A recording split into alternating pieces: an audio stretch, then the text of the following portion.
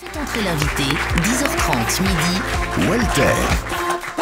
Walter, vous m'avez avoué que vous avez un faible pour notre invité ce matin. Oui, c'est vrai, Michel. Franck Ferrand, bonjour. Bonjour.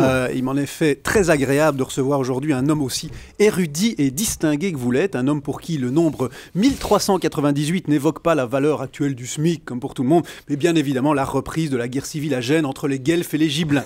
Et de la même manière, si pour les gens vulgaires, que ne sont évidemment pas nos auditeurs, le chiffre 984 évoque le prix d'un écran plat haute définition 80 cm, pour vous, c'est évidemment 984, hein? Ah oui, vous le savez, Franck. L'arrivée du pape Boniface VI. Eh oui, non, l'arrivée de l'antipape Boniface VII à Rome, accompagné d'une armée byzantine, voyage au cours duquel il fait enfermer et sans doute assassiner Jean XIV. Jean XIV, ouais. Oui, nos auditeurs nous excuseront de bien revenir connu sur Jean XIV, des notions aussi élémentaires. Alors, vous rencontrez par conséquent un honneur, un privilège, je le disais, hein, jamais je n'aurais cru avoir la chance de vous parler, sauf évidemment n'importe quel jour de la semaine dans les couloirs d'Europe 1. Je plaisante, vous n'êtes pas n'importe qui. Hein. En 2011, vous avez reçu une petite récompense équestre, puisque vous avez été fait chevalier de l'ordre des arts et des lettres. Alors j'ignore pourquoi les arts et les lettres ont besoin de chevaliers, ni si vous avez joué au tiercé pour fêter ça, mais bon, félicitations quand même, hein, d'autant que vous alliez prestige officiel et succès populaire, puisque le magazine que vous animez, Au cœur de l'histoire, est l'émission la plus podcastée de cette antenne, ce qui fait à mon avis de vous le chevalier le plus téléchargé de toute l'histoire de l'humanité. Votre succès n'a d'ailleurs rien d'étonnant, vous êtes un historien moderne et vous n'hésitez pas à contester les versions officielles de l'histoire, une stratégie qui peut s'avérer utile et pas uniquement à la radio d'ailleurs, hein, contester les versions officielles de l'histoire en Grèce par exemple aujourd'hui, ça peut vous amener au Parlement. Alors, quelques éléments biographiques, vous êtes né à Poitiers en octobre 67, soit exactement 7 mois avant mai 68, et puisque je n'ai pas de blague à ce sujet, cette phrase n'a pas beaucoup d'intérêt, mais elle a le mérite d'être mathématiquement irréfutable, ce qui ne manquera pas d'impressionner l'intellectuel que vous êtes.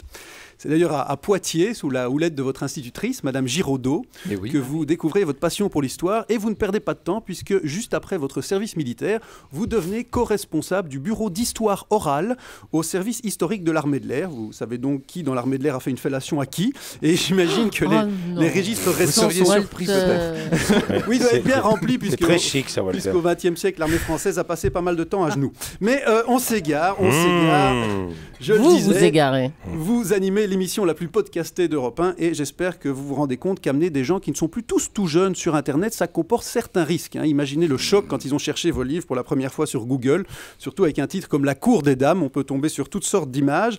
Et pour tout vous dire, j'ai fait le test, c'est assez effrayant, on tombe même sur des photos de Geneviève de Fontenay. Alors, une curiosité, vous êtes un amateur du beau langage et vous avez d'ailleurs été en 2007 l'invité d'honneur de l'Association pour la défense de la langue française. Et c'est vrai que vous exprimez toujours de manière extrêmement châtiée.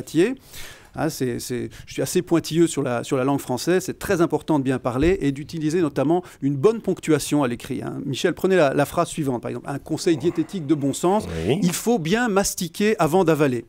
Eh bien, une apostrophe mal placée... Et c'est le drame. Bref, Franck, revenons à nos moutons. Vous venez nous présenter aujourd'hui l'Élysée, il y en a qui comprennent à retardement, le Palais des Secrets, un documentaire où vous allez nous faire découvrir la demeure des présidents comme elle n'a jamais été montrée. Et c'est un plaisir de vous recevoir, notre professeur Ferrand, maître Ferrand, le chevalier de la culture, le général, que dis-je, le maréchal Ferrand. Oui. Bref, oui, j'ai écrit mes textes moi-même. Bien sûr.